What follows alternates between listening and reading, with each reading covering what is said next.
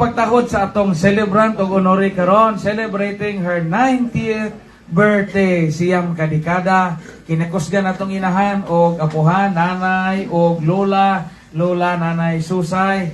Niya din karon uban sa iyang nindot kaayo nga Filipiniana nga outfit. So makahinumdum ta sa mga karaang mga tao, no?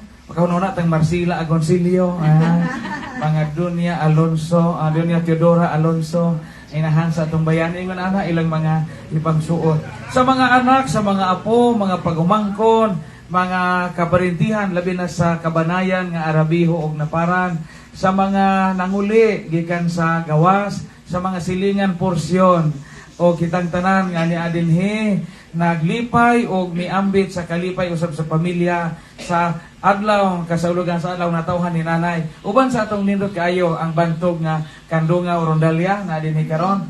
Salamat ninyo kap. Kaninyong tanan maadtong hapon. Og happy birthday nanay. So sa atong hatagan si nanay sa masipang pakpak.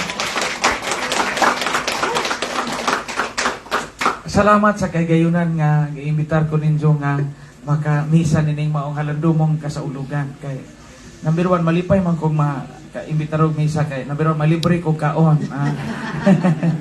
Na piskay o kaon ng mga ingon ani. Na ikaduha mahimo pud ang appeal sa celebration. Mahimo pud ang appeal sa kasaysayan. Pag dawat nung sa chat nga ako'y pamisahon gihamhiog ko nga maro po ko bag na gunahon na yung piskaya po og piskay ning naapatay nanay. Kinapiskayan, ako bitaw nga agi ko ron sa minteryo, nagikan kog angilan, balilihan. Sumad man po ni nanay rong Birnes, na marag himbugat kita po kung daghan kay. Padunggo kong magmisa o mama, padunggo kong magmisa nanay. Wanja ako po, wanja muna ko nanay. O hubog pa kumuhilak, no, tago-tubangan sa minteryo, kaya kini mahubog, takadali, ram ta makahilak. Tinod bitaw sa parang pagkasulti, it's a treasure nga makakita pata kanunay sa atong mama nga buhi, atong inahan o apuhan nga buhi, or atong amahan baka or apuhan lulo o lula nga buhi pa. Muna yung pangandoy unta nga wa itugod sa Ginoo. Kay sabot mo ta may sa manghod nga nasa employer bitaw sa sawang si Inday nga dahil kinapobrihan mo sa taga-adyo o mga professional ta pasakyon dyan to si nanay eroplano yung man to kasakay para dyan itugon. O nga, it's a blessing nga nakakita ta, nakakita mo, labaw sa tanan, kana makaatiman bitaw kag tiguwa nga ginikanan. Indulhensya na. O labaw sa tanan, pribilehiyo. Usahay tinuod, labi na uban o kanang ang wanguhon ang maginikanan sa puton, matutali man po na ikalikayan. Pero luyo ni anang tanan, naa ang sinuwin nga pagmahal nato. Unsa man di ay ang naa sa inahan, ngano man nga sa bisan sa Tagalog literature, ang inahan gitawag mag-ilaw ng tahanan, di ba?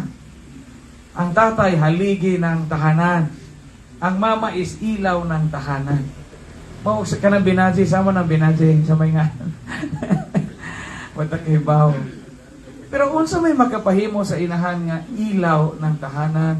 Number 1, the mother is always the point of unity at home. Kabantay mo, sa mga ginagmayng detalye sa bahay, ang nanay dyan anak mo ay magkanunay nga kiin kaayo o observant ni anak. Kini mo ka itong mga tatay o papa usually, dinaggo man ang ila sa karaang tradisyonal nga pamilya, panginabuhi, pangitag kwarta, aro ibuhi sa pamilya. Pero kinsa may kanunay na sa bahay nga murag mo'y nanginano ka na to gikan pagsilaw sa adlaw hangtod sa pagsawop ang atong nanay. Labi na sa tradisyonal nga Pilipino nga ang family. Ilaw ng tahanan.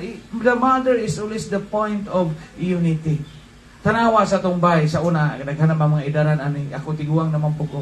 Based on experience na kinsa may mahibawag sa ibutang ng dagong. Ha? Nanay. Diba?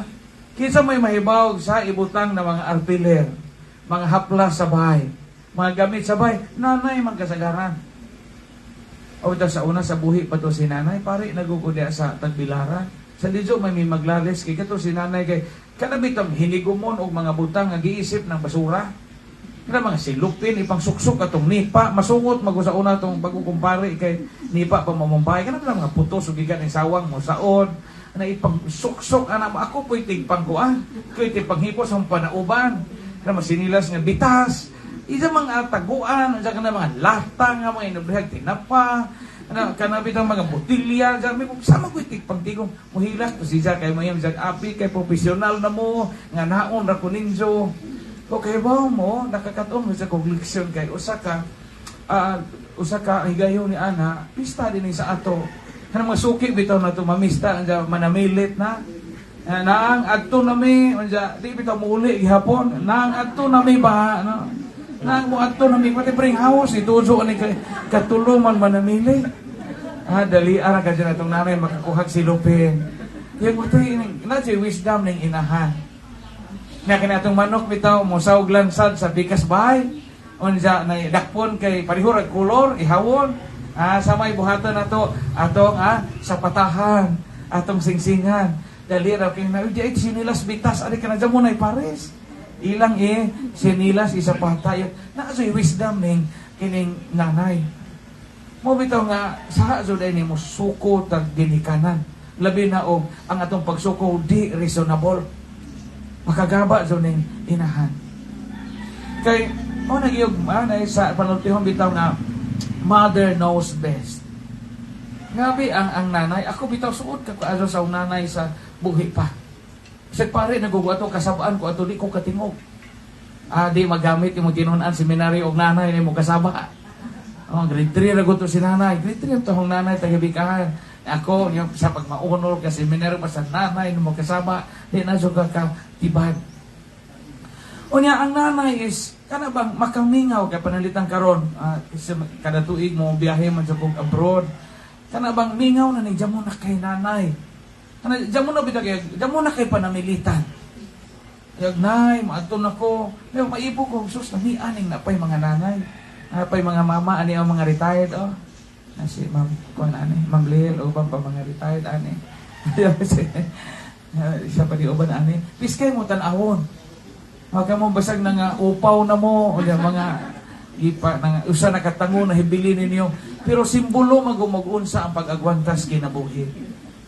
Na makakita binodara to mga nanay nga idara na usa nanggungis na. Namang Linda ani ang gwapa gyapon. Kana mga tiguang ani nga mga inahan usa nanggungis na mo, gipanguban na mo, retired na mo, mga pining ug uban pa dinhi. Piskay mo tan-awon kay simbolo mo og unsa ang gitangutang kag ibayad sa imong utang. Nanay magpahigadon anak. Unya nakasuway na mo bahay tingali sa una nga po nakatuig usa pa kahaligi ang gabarog. Gikataya na lang magmuti-muti itong kabilya o katong haligi kay wa mahuman. Nakasuway kasagaran ani kay agi magkalisod ang uban labi na itong mangigag kabos nga pamilya. Nakasuway mo bahin og luto. Sa una, bisan gini mga professional kamo sa kalisod na to sa kasuway ta na magbahig luto. Ako kasuway jud ko anak kami pahino ni nanay. Munang muhila. Lami man tong iko kay murag helicopter. Pero kasagaran tanang mama ingon ana ilaw ng tahanan. Ihimplo ang inahan og sakripisyo. Mga mutuod ko personally gawas nga pari ko kining mo alima ta ginikanan ug mutahod ta ginikanan na jud kay grasya. In fact mao man sa ikaw-upat nga sugo. Kanang tahura ang imong amahan o inahan pa may sumpay na honor your father and mother so that you may have long life. Dakong sa ning mo sa likway ta ginikanan. Dakong sa ning mo tamay tag ginikanan labi na kay sila tiguang na o kay sila kinta wa nay silbi. Madyo bitaw ta mga Pilipino kay napa nato ning culture nga ingon ani mo alima jud ta.